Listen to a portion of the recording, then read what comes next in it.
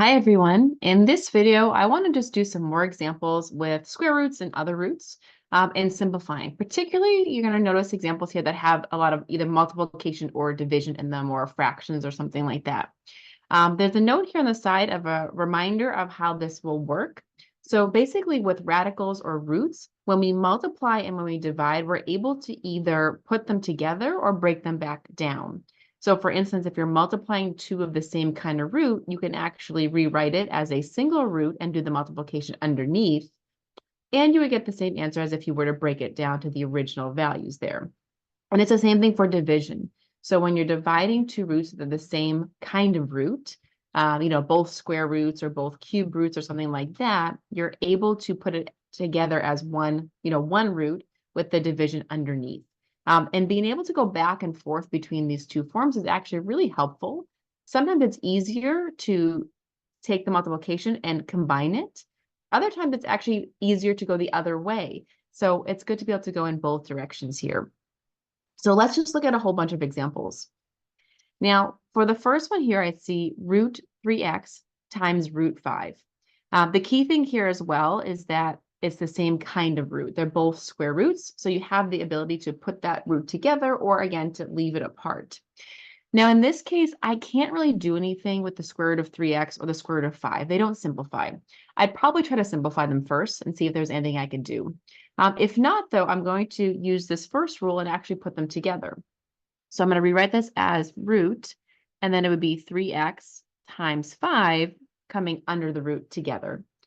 Now, 3 times 5 is 15, and this gives me 15x. Now, I would also try to break this down to see if I could simplify the root at all. I'll let you try this at home. There's nothing that I can actually do any further here.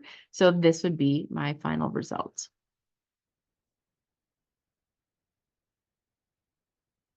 In the next case, notice that again, we're multiplying and they are both fourth roots. So I have the option here of working with the roots separately or bringing them together. Again, I would probably try to see if I could simplify anything first. The fourth root of 5 and the fourth root of 2, there's nothing I can do there. And same thing with the fourth root of y squared or x cubed, there's really nothing I can simplify. So I'm going to actually put these together and then see if that helps at all. So I'm going to go ahead and multiply. So I have 5y squared times 2x cubed, all under the root. This is going to give me the fourth root of 10. 5 times 2 is 10. I have an x cubed, and I have a y squared. Now, again, I would look at it fresh here and say, okay, is there anything else I can simplify at this point? And you're going to see that there's actually nothing you can do here. Root 10 only breaks down into 2 times 5, and none of those are fourth roots. And then same thing with the x cubed and the y squared. I would need at least a power of 4 to be able to cancel those out. So this is my final result. Again, I have multiplication here. I have square roots in both cases, so I can go ahead and bring these back together because, again, there's nothing I can really simplify in this case. So I'm going to start by bringing them back together, and I would have 2 over a times b over 3. That gives me 2b over 3a under the root. Again, root 2, root 3, none of those help me at all there. I can't really simplify them. So for this one as well, this is going to be as good as it's going to get. Now, for the next example I have, I'm going to start with a fraction example. So it kind of looks like this, and I'm actually going to go the other direction. So if I look at 8 and 27 here, I can't really simplify that fraction at all underneath that radical. There's nothing for me to do. So I'm going to try going the opposite direction. Let's try breaking it back apart and see if that helps. So when I do that, I have the cubed root of 8 over the cubed root of 27. And actually, both of these simplify really nicely. The cubed root of 8 is 2, and the cubed root of 27 is 3. So this actually would simplify down to just 2/3 here. For the next one, again, I kind of see a fraction with a square root. I can't do anything with that x or 9 to simplify inside the root further, so let's try breaking it apart then. Square root of x over square root of 9.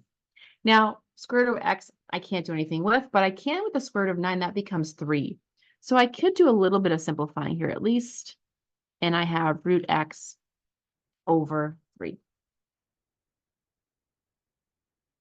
And again, with this last one, I would usually try to work with it in the form it's given first, if there's anything I can simplify there. 3 over 16, though, has nothing in common. So I'm going to start by changing it up. If it's already together, let's try breaking it down. Or like we did up here, if it was already broken down, let's try putting it back together. So just try the other form. So here I have the 4th root of 3 over the 4th root of 16y to the 4th. Now, the 4th root of 3 I can't do anything with, but I can in the denominator. The 4th root of 16 is actually 2, because 2 to the 4th is 16. And then the 4th root of y to the 4th is just y. Remember when you have the 4th root, and then you have the same exponent, those are going to cancel out. Now, we should be a little careful here. Let's assume that everything is positive. Otherwise, I would want to have an absolute value symbol around my y. So we've talked about that in some videos. So when we're simplifying even radicals here, we do often assume that the variables are positive, so we don't have any issues with imaginary or non-real numbers. So here, again, we could put absolute values around that y and just make that a little clearer that this would have to be a non-negative number. But we do often assume that our variables are positive in these cases. So I'm going to leave it like this and assume that the variable is positive here, but you just want to read your directions really carefully as you're going through and answering questions. All right, let's do a few more examples. Again, here you're noticing that it's already together. There's nothing to really do. So what I'm going to try to do is break it back down. Now, if I don't see any denominators, I'm going to use the multiplication rule. I'm not going to try to create fractions if I don't need them. So I want to break this down, but I want to do it in a way that is helpful to me. So notice here I have a square root. So if I think about my possible factors of 50, I have 2 times 25. I have 5 times 10, 1 times 50. But the one that's most helpful because I have a square root would be the one that has the 25 in it. And that's because 25 is a perfect square. So when you're using this rule, the goal is that it is helpful for you so that you can simplify things. So because I have a square root here, I'm really looking for squares. So I'm going to rewrite this using multiplication as the square root of 25 times the square root of 2. 25 times 2 is still 50, so I haven't changed the problem here. But then I can at least simplify root 25, and that would be 5, and then that root 2 would just tag along. Now for the next one, notice I have a cubed root. So I'm going to think about my factors here, right? I have 2 and 12, I have 3 and 8, I have 4 and 6, I have 1 and 24. But I have a cubed root here, so I'm looking for a cube. And I see the cube here at the 8. So I'm going to break this down into the cubed root of 8 times the cubed root of 3. And when I do that, let's see, the cubed root of 8 is going to be 2. So I can at least write this as 2 times the cubed root of 3 here.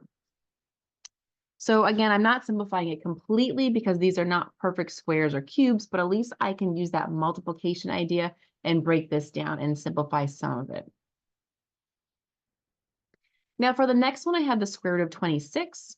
I do have a square root here. If I think about my factors, I have 2 times 13 and just 1 times 26. None of those are going to work. The reason they're not going to work is because I want to have something that's a square so that I can cancel it out. So sometimes, we can't do anything, and that's okay as well. But it's always a good habit to check. So as you're going through, we do often like the final answer in the simplest form. So that means you may have to actually just, try some values out and just make sure it is simplified. Here I have a 4th power. So let's see, a 4th root. So I'm looking for a 4th power. 32 is 2 times 16. It is 4 times 8, 1 times 32. And here, be careful, you're looking for a 4th now, right? So I see that 16, and that works because 2 to the 4th is equal to 16. So I'm going to use that one. So this becomes the 4th root of 16 times the 4th root of 2. Again, I haven't changed the problem because 16 times 2 is still 32. but I can at least break down some of it. This becomes 2. So I have 2 times the 4th root of 2. We don't often put a symbol in between. If you want to put, a multiplication symbol in between there, you could. But we usually just write them right next to each other. And if there's no symbol, it does always imply multiplication. All right, let's do a few more complicated examples here where we bring in some variables as well. When I have variables, I sometimes like to break it down and just think about it in parts. So for instance, I have the square root of 25 here, and then also the square root of x to the 3rd. Now the square root of 25, that is just 5, so that's fine. But the x to the 3rd, we can break down a little bit here. Now keep in mind that you have a square root, so I want things that are squares, right? So x to the 3rd power, I could write as x squared times x. I haven't changed it because I still have 3 x's here, right? That would be the 3rd power. But now it's in a way where I have a square that will allow me to cancel with the root. So this piece here, you'd have the square root of x squared times the square root of x. And what's going to happen is this square root and that square are going to cancel, and you're left with 5x on the outside and an extra root x left over here. Now, again, we haven't really clarified if we are looking at positive variables only. So oftentimes we will say in a problem, hey, assume that the variable is positive, in which case, again, we're just going to leave the x as it is. Technically, if it could be negative, though, we would put an absolute value symbol around that x. But again, most times in a lot of these questions, we do assume that the variable is positive so that we can sort of skip that step. Similar idea here, but with a cubed root. And again, if you don't want to break it down so much, you don't have to. I find it easier, particularly when things don't come out nice, right? If this was an easy question or easier question where everything was a perfect cube, then I probably wouldn't write all the extra work down. But where they're not easy, it helps me to just break it down a little bit. So I have the cubed root of 54. I have the cubed root of x to the 6th. And then I also have the cubed root of y to the 8th.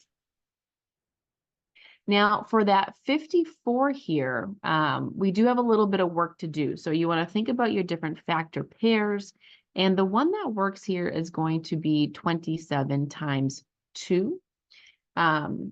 27 is a perfect cube. So that is the largest perfect cube that I can find when I break down 54. So I have the cubed root of 27 times the cubed root of 2. So this piece becomes 3. And then I have the cubed root of 2 left over. Now for the next piece, remember that with radicals, what happens here is we want them to really be divisible. So I could write this as x to the 6 over 3 using rational notation. And you can see that that just simplifies to x squared. So when it works out perfectly where you can divide the power by the radical there, then you don't really have to spend a lot of time breaking it down. So this piece just becomes x squared. The last piece, though, if you try to do that, it just doesn't quite work, right? 8 divided by 3 does not come out even. So this is not going to be a simple problem here. But if you think about 8/3 for a second, that would be the same thing as 2 2/3. So it does go in 2 whole times here. And if you think about the idea of it going in 2 whole times like it did here, that would give you a 6, right? Because 2 times 3 is 6. So what you sort of want to do is you want to break the powers down such that you have something that divides by, in this case, 3, and then something left over. So for instance, I could break this down into y to the 6 times y squared. And again, 6 plus 2 is still 8, but I could do 6 divided by 3. So you try to find a combination where you get the highest power possible that you can divide by the index on the radical, and then you're going to have something left over.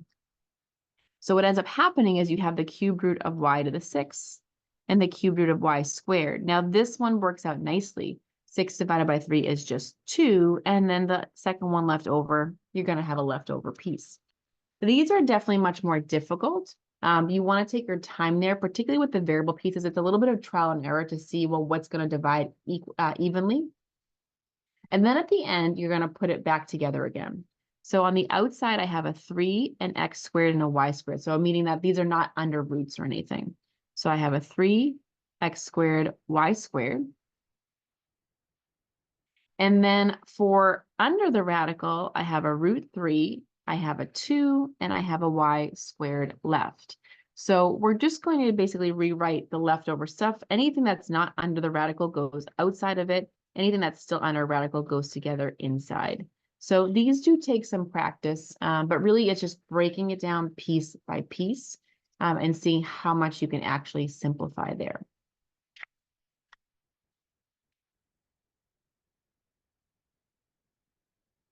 All right, so again, I'm just doing a whole bunch of these examples. If you feel pretty confident in them, then you could pause the video and try some on your own. Or if you want to just take some more notes, just keep watching. All right, so the next one here as well, again, we have a couple different things going on. So I like to break these down, particularly if they're a little bit more complicated. Now, the lucky thing here is that the fourth power of 81 is actually just 3. 3 to the fourth power is 81. So that piece simplifies nicely. But this z does not, right? Because if I were to change this to the rational form, I'd have 11 over 4, which doesn't work out nicely. If I had 9 over 4, that'd be, sorry, not 9. If I had 12 over 4, that'd be great, but I'd have 11. So what you want to do is think about, well, what is divisible by 4? And I also have to work with the value of 11. So what I could do instead is I could break this into 7 to the 8 and 7 to the, z to the 8, and z to the 3. 8 plus 3 is still 11, so I haven't changed anything, but that 8 is divisible by 4. And again, I want to get as high as possible there. I can't go any higher than 8 because the next option would be 12, and that's too big. That's over 11. So I try to get as high as possible to match that index. So what happens here is you'd have the fourth root of z to the 8 times the fourth root of z cubed. This piece is going to cancel out because 8 divided by 4 is 2, so you'll have z squared, and then we'll just have to write the leftover piece next.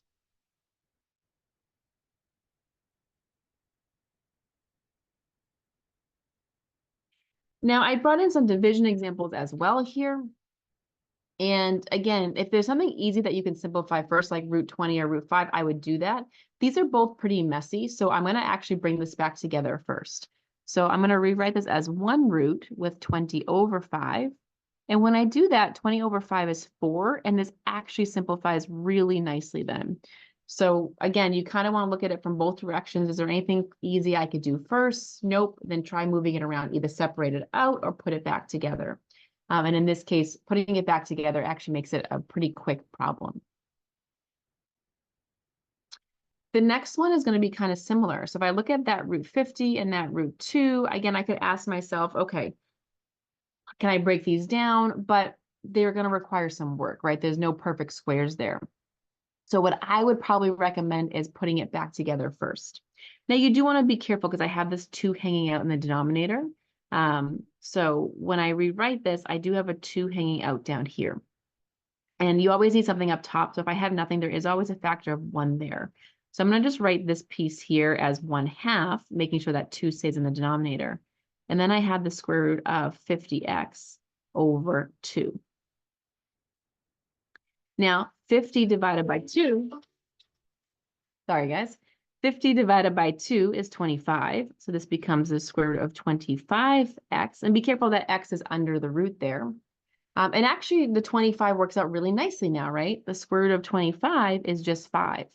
So I end up with 1/2 times 5, but that x is still going to be under the root, right? I don't have anything I can cancel out there. And then I could finally write this, if I wanted to, as 5/2 with that root x up top. And you could have it as 5/2 like this root x, or you could have, 5 root x over 2. They're both correct ways to write it. But that would be our final answer there.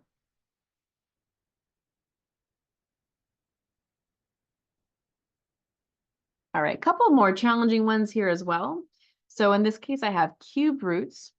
And again, if I see something obvious that I could do with a cube that's going to just clear out nicely, then I'd probably want to do that first.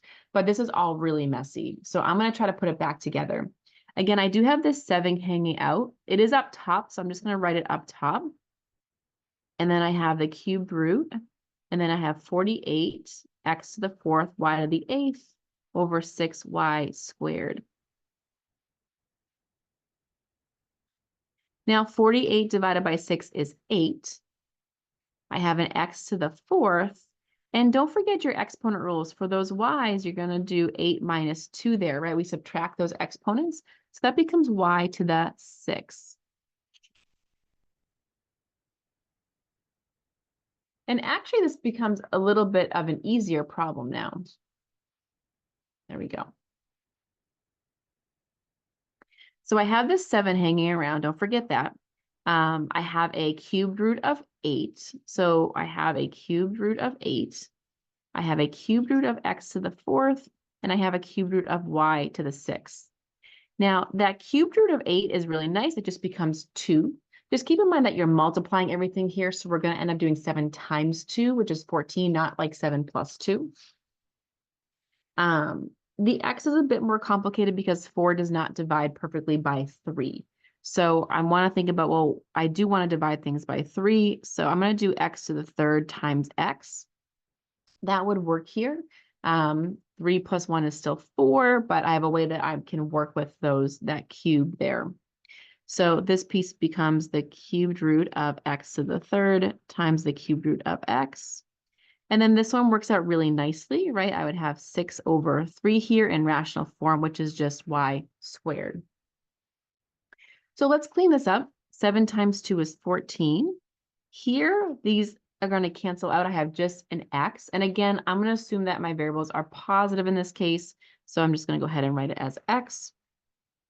I also have a y squared. And the only thing under the root now I have is just the x. So my final answer here is 14xy squared times the cubed root of x. And then finally, for our last one, again, another challenge question here. I see I have the 4th root in both cases, so it is important that I recognize that I do have a 4th root here. Now, I do see that I have an a to the 8, so if I wanted to, I may want to just cancel this out first. That's not a bad idea, but I also see a lot going on here, so I may just want to put this back together. So you have a little bit of choice. You know, if you see something that's going to cancel out nice and easy, you may want to pull that piece right out before you start simplifying further. I'm going to go ahead and just combine these and go from there. But again, there's more than one way you could do this. So I have a 2, and I have a 4th root of 32, a to the 8th, b to the 6th, over a to the negative 1b squared. I'm going to use my exponent rules here for a second. So I have a 32. Now for the a's, you're going to do 8 minus negative 1, right? Top minus bottom. So when you do that, those negatives will cancel and you end up with a to the 9th. And then here I have b to the 6 minus 2, which is b to the 4th in that case. All right, so still pretty messy. I'm just going to have to take my time with this one.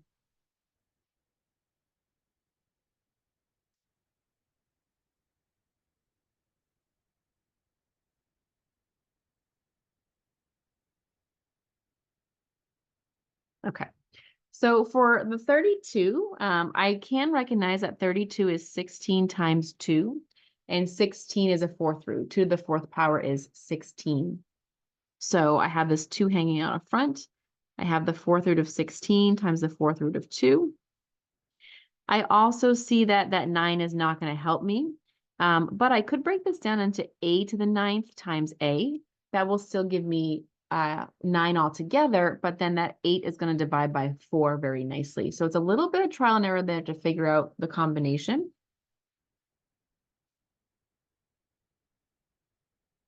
And then nicely, the b actually will work out, right? Because 4 divided by 4 is going to be 1. So that's going to work out there. So what I have is a 2. The 4th root of 16 is also 2. I can't do anything with the 4th root of 2. Here, you're going to have 8 over 4, so it's going to be a squared.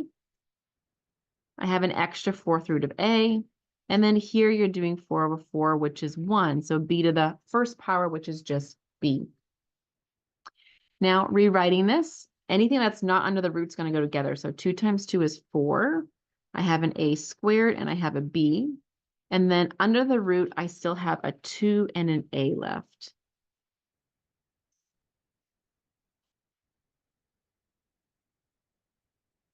Okay. And that's going to be it. So these ones were pretty tough. You really want to take them piece by piece and just take your time with them as we get into the really complicated ones. But our goal for radicals is to basically just simplify as much as possible. There are cases where you can't do everything, like, the last few here, but you do as much as you can. And that may require you to put things back together or to break them apart. And we can do this with radicals with multiplication and division. It doesn't quite work the same way with adding and subtracting, remember, but for multiplying and dividing, you can break things apart and put them back together relatively easily without issue. You do have to be obviously really careful because there can be some really tiny details to watch out for, of course. But you can, again, kind of manipulate by putting them together and pulling them apart with multiplication and division, sort of as much as you want to. So try one form out. If it doesn't work, try another form and see if you can get a little bit simplified.